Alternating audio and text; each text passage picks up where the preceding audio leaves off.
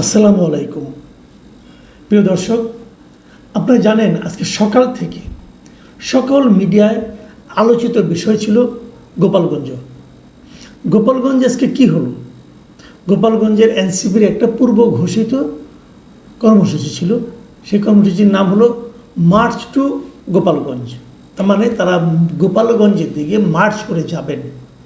এটা নিয়ে নানা ধরনের কথাবার্তা ছড়িয়েছে সোশ্যাল মিডিয়ায়, নানাভাবে মানুষকে উত্তেজিত করা হয়েছে এবং আমরা দেখেছি কোথাও কোথাও এরকম বলা হয়েছে যে সেখানে যে নাকি, আমি বিভিন্ন সোশ্যাল মিডিয়ায় কথা বলছি, যে অনেকে আমাকেও প্রশ্ন করেছে যে গোপালগঞ্জে যে কি তারা বঙ্গবন্ধুর মাজার ভেঙে দেবে। এ ধরনের প্রচারণা কিন্তু সোশ্যাল মিডিয়ায় ছিল। এগুলো কারা প্রচার করেছে? যারা প্রচার করেছে তারা কি আওয়ামী লীগকে ভালোবেসে প্রচার করেছে, অথবা তারা কি আওয়ামী লীগকে ঘৃণা করে এটা প্রচার করেছে? তারা কি এনসিপির পক্ষ হয়ে প্রচার করেছে, নাকি এনসিপিকে বিপাকে ফেলার জন্য প্রচার করেছে? তবে এটা ঠিক, গোপালগঞ্জের মানুষ যদি জানে যে সেখানে যে বঙ্গবন্ধুর মাজার ভেঙে দেওয়া হবে, ওনার কবর ভেঙে দেওয়া হবে, তাহলে গোপালগঞ্জের মানুষ সেন্টিমেন্টাল হবে, আবেগপ্রবণ হবে। এটা কিন্তু অস্বাভাবিক কিছু না। আমরা কিন্তু এই এনসিপির মধ্যে একটা জিনিস দেখেছি। দেখুন, 17 বছর ধরেন, 16 বছর ধরেন শেখ হাসিনা একটা স্বৈরাচারী শাসন এদেশে কায়েম করেছিল। কে করেছিল? শেখ হাসিনা করেছিল, অথবা শেখ হাসিনার নেতৃত্বাধীন আওয়ামী লীগ করেছিল। আপনি এই পর্যন্ত ধরেন, কোনো সমস্যা নাই। এই অপরাধের জন্য শেখ হাসিনা দেশ ছেড়ে পালিয়েছে। এই অপরাধকে বিবেচনা করে, এটাকে বিবেচনা করে বর্তমান সরকার আওয়ামী লীগের রাজনৈতিক কর্মকাণ্ড স্থগিত করেছে, নিষিদ্ধ করেছে দেশে। তো এটা যেটা তো হয়েছে, সরকার ঘোষণা করেছে, যদি এটা আইনগতভাবে হয়েছে কিনা, মানে আদালতের মাধ্যমে হয়নি, সরকার নির্বাহী আদেশে এই কাজটা করেছেন। সেই নির্বাহী আদেশে করাটা কতটা ভালো হয়েছে মন্দ হয়েছে সেটা অন্য বিতর্ক, কিন্তু তারা এটা করেছে। কিন্তু এর মধ্যে বঙ্গবন্ধু শেখ মুজিবুর রহমান কোথায়, অথবা বঙ্গবন্ধু শেখ মুজিবুর রহমানের মাজার কোথায়? বাট সেগুলো কিন্তু হয়েছে, আমরা দেখেছি। বঙ্গবন্ধুর বিভিন্ন মুরাল ভাঙা হয়েছে সারা দেশে। সারা দেশ থেকে বঙ্গবন্ধু শেখ মুজিবের নামটাকে, ওনার বিভিন্ন চিহ্নকে নিশ্চিহ্ন করার একটা প্রবণতা কিন্তু আমরা এই সরকারের মধ্যেও দেখেছি এবং এনসিপির নেতাদের মধ্যেও দেখেছি। যে এনসিপির নেতারা আগে গলার রগ ফুলিয়ে আমার বঙ্গবন্ধু নামে বিতর্ক প্রতিযোগিতায় অংশ নিতেন, কথা বলতেন, পুরস্কার পাওয়ার চেষ্টা করতেন, তারা এখন বঙ্গবন্ধুকে পারলে মানে যাচ্ছে তাই হিসাবে তারা প্রমাণ করার চেষ্টা করেন। সেটা যেটাই হোক, এখন এইরকম একটা পরিস্থিতি আগেই ক্রিয়েট করে যখন এনসিপির লোকজন গোপালগঞ্জে যায় মিটিং করতে, তো সেখানে গণ্ডগোল হবে এটাই কিন্তু মানুষের সাধারণ একটা ধারণা। কারণ তারা যাওয়ার আগের থেকে আমাকে বিভিন্ন জন সকাল থেকে ফোন করছিলেন যে ওখানে কী হচ্ছে, গোপালগঞ্জে কী হচ্ছে। শেষ পর্যন্ত কী হয়েছে? শেষ পর্যন্ত গোপালগঞ্জে এনসিপি সেই সমাবেশকে কেন্দ্র করে সংঘর্ষ হয়েছে, হামলা হয়েছে, 3 জন লোক মারা গেছে।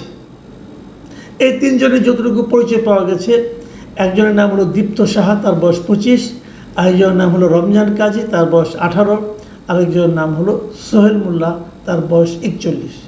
এবং এদের আত্মীয়স্বজন যা কিছু বলেছে, তারা কেউ হয়তো রাস্তা দিয়ে যাচ্ছিল, পুলিশের গুলি, এর সময় গুলিবিদ্ধ হয়ে মারা গেছে।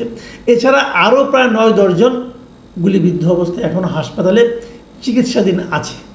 তবে এরা কেউ এনসিপির কেউ বলে জানা যায়নি, মানে পুলিশের গুলিতে তারা আহত হয়েছে।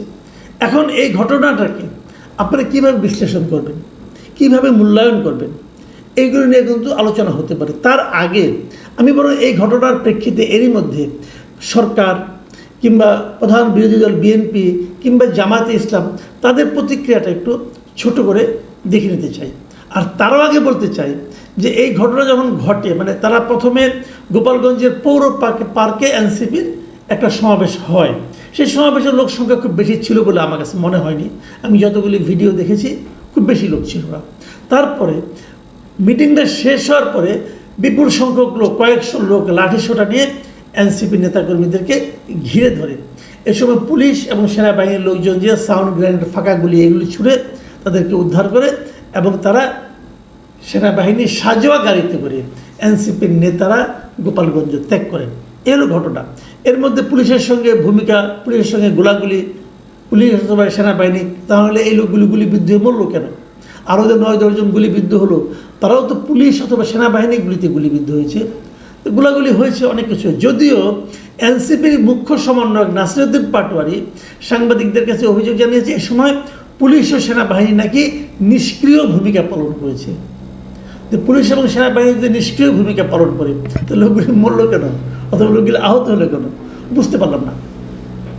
কিছু যে একটা ঘটবে সেটা কিন্তু আমরা সকালের দিকে টের পেয়েছিলাম, কারণ সদর উপজেলার কাংসুরে এই ধরনের একটা ঘটনা, ওখানে পুলিশের একটা গাড়িতে ভাঙচুর করা হয়েছে, আগুন দেওয়া হয়েছে। তারপর উপজেলা নির্বাহী কর্মকর্তার গাড়িতেও ভাঙচুরের ঘটনা, হামলার ঘটনা ঘটেছে কিন্তু সকালেই। তারপরে এই মিটিংটা আমি বুঝলাম না প্রশাসন কেন করতে দিল, দরকার তো কোনো ছিল না। মিটিংয়েরও তেমন কিছু হয়নি, এটা তো অন্যভাবে হতে পারতো, কিন্তু মারামারি ঘটাতে হবে, ভাঙচুর করতে হবে, লোকজন মরতে হবে। প্রশাসন যখন কোনো মিটিংয়ে 144 জারি করে, নানা রকম পরিস্থিতি বিবেচনা করে, প্রশাসন কি জানতো না এখানে যে এরকম একটা ঘটনা ঘটতে পারে? জানা উচিত ছিল। আমি প্রশাসনের ভূমিকার কিন্তু সমালোচনা করা প্রয়োজন বলে মনে করি। আসুন আমরা দেখি মির্জা ফখরুল ইসলাম আলমগীর কী বলেছেন। মির্জা ফখরুল ইসলাম আলমগীর এনসিপির কর্মসূচিকে হামলাটাকে ন্যাক্কারজনক বলেছেন এবং হামলাকারীদের দ্রুত গ্রেপ্তারের জন্য আহ্বান জানিয়েছেন।